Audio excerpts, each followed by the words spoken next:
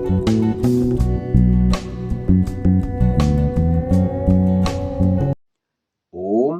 नमस्ते जी। तृतीय श्रव्य कणिका वैदिक संपत्ति, जिसके लेखक हैं पंडित रघुनंदन लाल जी शर्मा। पुस्तक का संपादन एवं परिवर्धन स्वामी जगदीश्वरानंद जी ने किया है। पुस्तक का प्रकाशन आध्यात्मिक शोध संस्थान नई दिल्ली द्वारा हुआ है। हम भूमिका को आपके समक्ष पढ़ रहे हैं। आगे लेखक ने लिखा, अनेक लोग कहते हैं कि जिस महत्वपूर्ण विचार को लेकर इतना बड़ा ग्रंथ लिखा गया है और जिस रीति नीति, आचार व्यवहार और रहन सहन के अनुसार समस्त मनुष्य समाज को अपना जीवन बनाने की अभिलाषा प्रकट की गई है, उस रीति नीति में भी कई त्रुटियां हैं। एक तो इसमें बार बार ईश्वर, धर्म, वेद और मोक्ष की बातें कही गई हैं, जो बिल्कुल ही समय के विपरीत हैं। इन बातों का अब महत्व नहीं है। इन बातों को यूरोप के विद्वानों ने अपने मस्तिष्क से निकाल दिया है, इसलिए अब इसकी पुनः प्रतिष्ठा नहीं हो सकती और न वह सभ्यता ही चल सकती है जिसमें इस प्रकार की अप्रत्यक्ष बातों को महत्व दिया गया हो।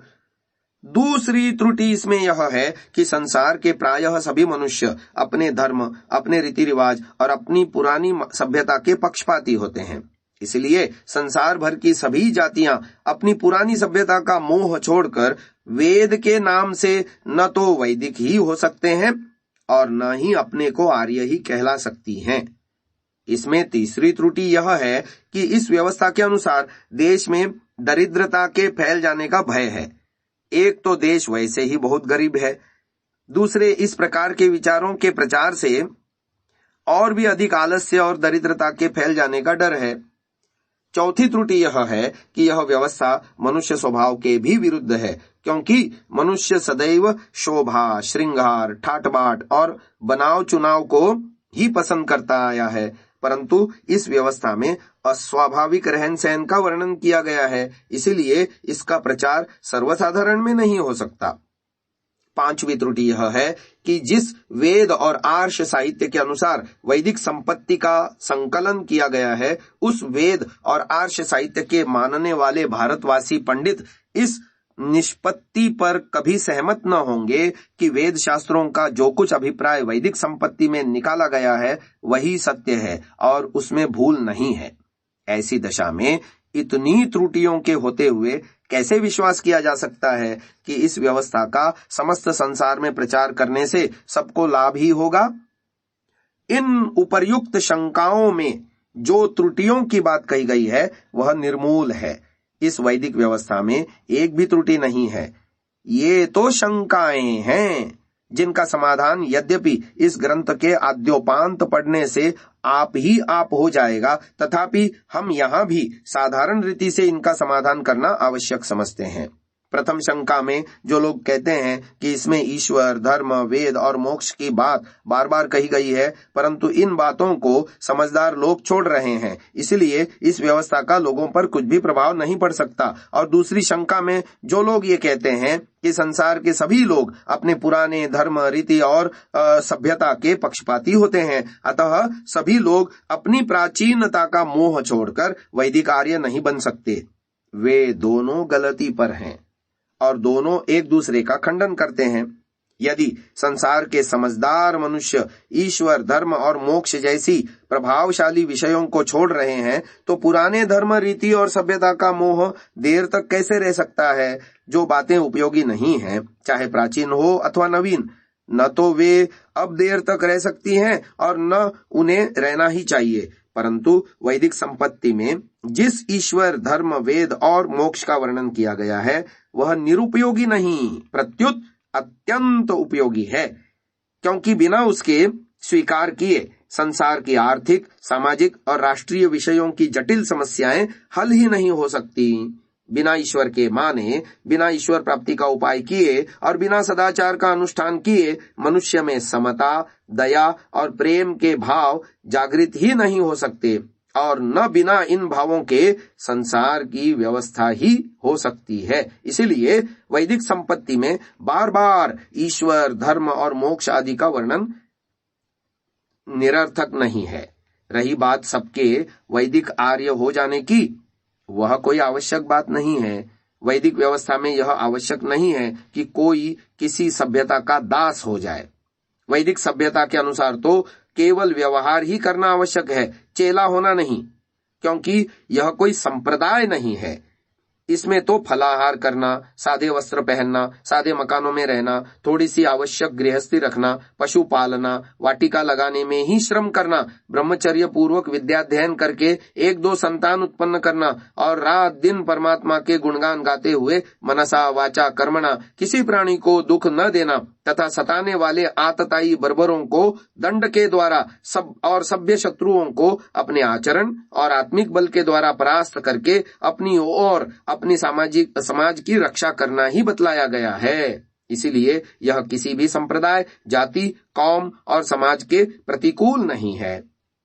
जितने सभ्य संप्रदाय हैं, जितनी सभ्य जातियां हैं और जितने सभ्य समाजें हैं, सभी में ये सिद्धांत स्वीकार किए जा सकते हैं। कौन ऐसा पतित समाज होगा जो उपर्युक्त बातों को खराब कहेगा? इसीलिए इस व्यवस्था से किसी की भी सभ्यता के ह्रास या नाश का डर नहीं है। तीसरी शंका यह थी कि इस प्रकार की बातों के प्रचार से देश में आलस्य और दरिद्रता के बढ़ने का भय है। और चौथी शंका यह कि इस प्रकार की दरिद्रता का रहन सहन मनुष्य स्वभाव के विपरीत है। एक ही शंका के ये 2 रूप हैं। जो लोग सीधे साधे रहन सहन के साथ नहीं रहना चाहते, वही इस व्यवस्था को दरिद्रता फैलाने वाली भी कहते हैं और बहाना करते हैं कि यह रहन सहन अस्वाभाविक है। वे नहीं सोचते कि यदि यह रहन सहन अस्वाभाविक होता तो बच्चा नग्न पैदा न होता, प्रत्युत जामा पगड़ी पहने हुए ही उत्पन्न होता और साथ में एक मोटर और एक पंखा कुली भी लाता। परंतु हम देखते हैं कि मनुष्य का बच्चा पैदा होते ही शौकीन नहीं बन जाता, वह तो नग्न रहकर मिट्टी में ही खेलना पसंद करता है। यदि इस प्रचलित भौतिक आडंबर को न देखे तो जीवन भर कभी इस प्रकार के पदार्थों का नाम ही न ले और न कभी स्वप्न में भी उनकी ओर आकर्षित हो जाए। जंगलों में करोड़ों आदमी रहते हैं, परंतु वे इन बातों की कल्पना कभी स्वप्न में भी नहीं करते। बड़े बड़े धनवान और बड़े बड़े राजा महाराजा भी इन भौतिक साधनों से घबराकर, इनको लात मारकर और लंगोटी लगाकर जंगलों में भाग जाते हैं। इसलिए यह नहीं कहा जा सकता कि सादा रहन सहन अस्वाभाविक है। रही दरिद्रता बढ़ाने की बात, तो संसार में अधिक जनसंख्या सदैव दरिद्रों अर्थात साधारण लोगों की ही रही है और रहेगी भी।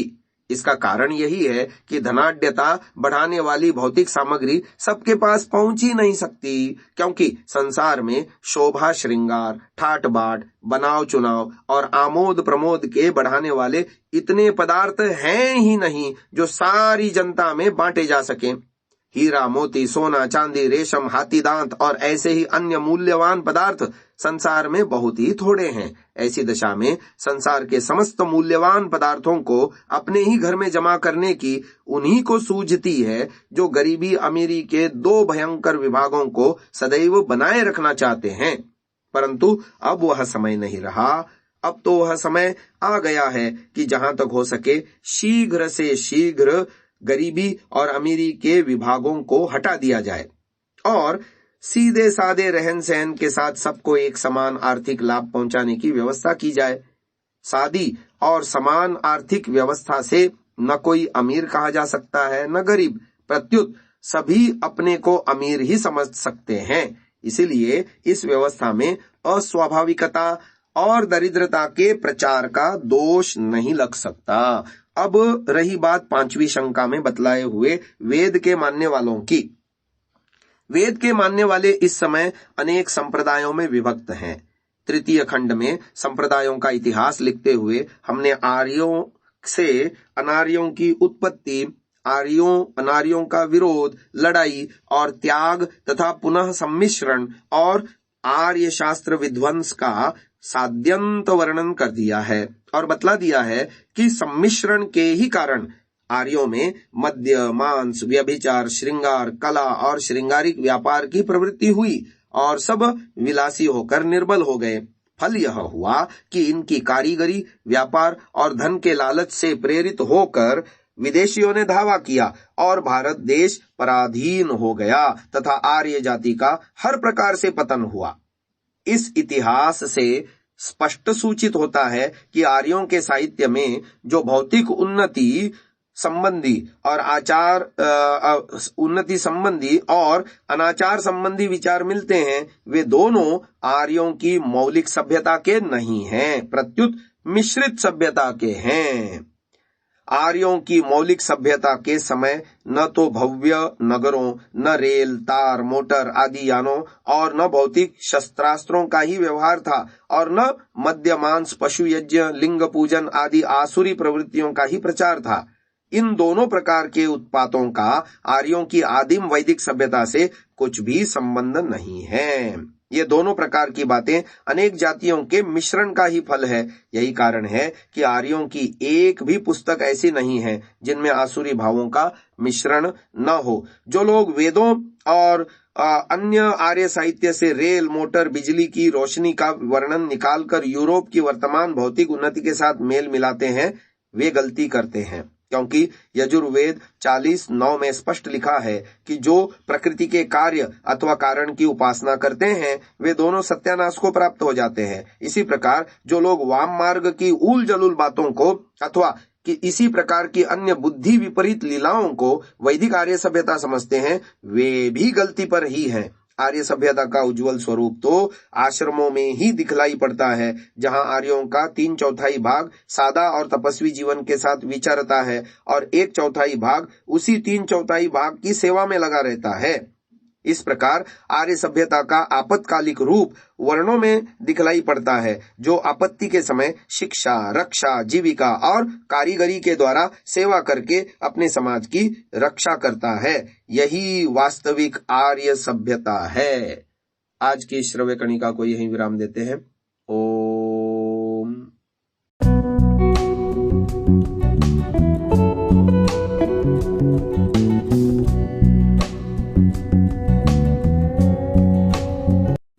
डाउनलोड सांसा ऐप, आरवीरदल ऐप, विजिट sansa.org, rvirdal.in।